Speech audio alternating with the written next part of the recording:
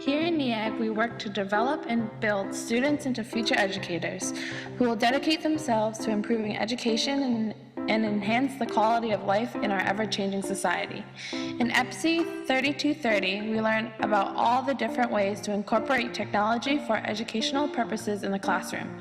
The world is rapidly changing and technology is everywhere. Wait, technology in the classroom? Yeah, have you heard of this really cool theory called game-based learning?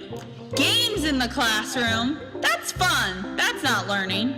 Anytime I've let the students use computers, they just fool around and play silly games like that Candy Crush game. Well, obviously that's a bad example. Here, let's teach you the proper way to use games in the classroom. Game-based learning uses rich narrative to encourage problem solving and critical thinking in a game-like context. For example, the game Angry Birds. Most students aren't aware of the educational benefits that this game can provide. As teachers, it is our obligation to enhance our students' desire to learn through using intentional springs. For example, transferring the knowledge of a game they already know how to play and applying to the real world. Angry Birds can be used to explain physics. Students can measure the trajectory of the launching birds as well as test their knowledge of force and how much is needed to knock down the structures. Oh, that's pretty cool. How could we use this in a social studies classroom? There's a simulation game called Inside the Haiti Earthquake, where students can choose to be a survivor, an aid worker, or a journalist in the disaster's aftermath.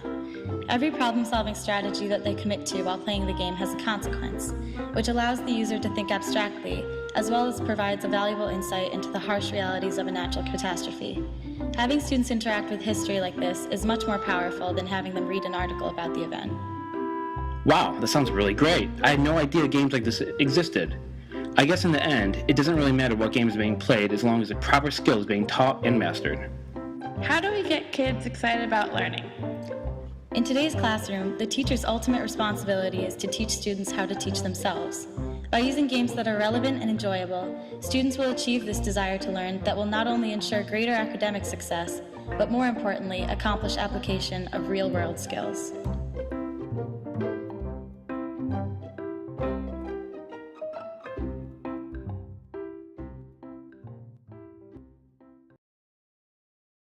Created using PowToon.